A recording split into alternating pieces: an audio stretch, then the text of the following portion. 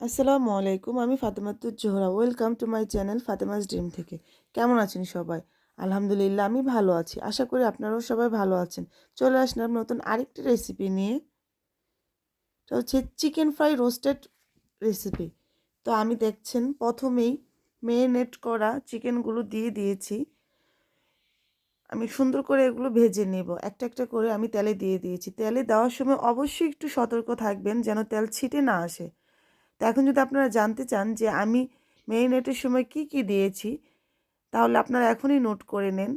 আমি এখানে ব্যবহার করেছি ডিম, কর্নফ্লাওয়ার, সয়া সস, সামান্য হলুদের গুঁড়ো, মরিচের গুঁড়ো, ধনিয়া গুঁড়ো, তারপর আপনার আদা রসুনের পেস্ট, নুন দিয়ে আমি এগুলো আধা ঘন্টা মাখিয়ে রেখেছিলাম। এখন এগুলো দেখতে পাচ্ছেন আমি সুন্দর করে মচমচে করে ভেজে নিয়েছি যেন কোনো কাঁচা না থাকে।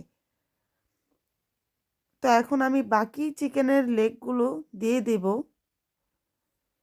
তো যেহেতু আমার কড়াইটা এতটা লার্জ না, আমি সবগুলো একসাথে দিতে পারিনি, তো আমি দুইবারই ভেজে নিয়েছি।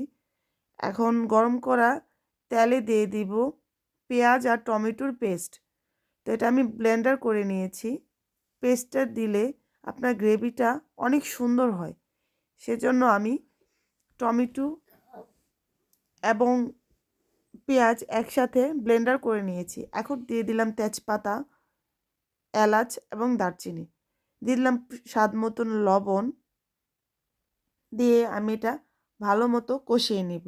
এখন দিয়ে দিচ্ছি আদা রসুনের পেস্ট, দিয়ে দিলাম হলুদ গুঁড়ো, সামান্য মরিচের গুঁড়ো, ধনিয়া গুঁড়ো, জিরা গুঁড়ো, সব দিয়ে আমি ভালো মতো কষিয়ে নেব। তো কে কীভাবে রান্না করেন অবশ্যই আমাকে জানাবেন। এই রান্নাটা স্পেশালিভাবে আমার ছেলে খুব পছন্দ করে। তো দিয়ে দিলাম সামান্য পরিমাণ টক সস, দিয়ে দিলাম ঝাল সস, দুইটা আমি দুই ফ্লেভারের সস অল্প অল্প দিয়ে দিয়েছি, দিয়ে দিলাম কিছু কাঁচামরিচ। এখন চিকেনের পিসগুলো আমি এক এক সব দিয়ে দিচ্ছি। তা আমি সেই গ্রেভির সাথে চিকেনগুলো ভালো মতো কষিয়ে নেব।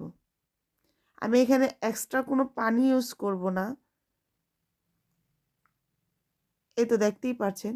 এখানে আমি ঢাকনা দিয়ে দিচ্ছি। তো চুলার আঁচটা আমি মিডিয়াম টু হাই হিটে রাখবো।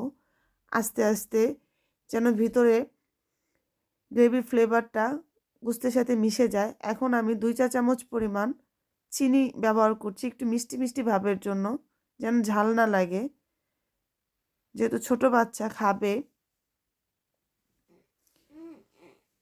তো সবাই কিভাবে রান্না করেন অবশ্যই আমার সাথে শেয়ার করবেন, আমাকে জানাবেন। আমি ট্রাই করব, চেষ্টা করব সেভাবে আপনাদের সাথে শেয়ার করতে। আর আমার রান্নায় যদি কোনো ভুল ত্রুটি থেকে থাকে অবশ্যই আমাকে মাফ করে দিবেন। তো দেখতেই পাচ্ছেন আলহামদুলিল্লাহ হয়ে গেছে ফাইনাল লুক। অনেক মজা হয়েছিল। তো সবাই দোয়া করবেন আমাদের জন্য। Thanks for watching my video. আল্লাহ হাফেজ।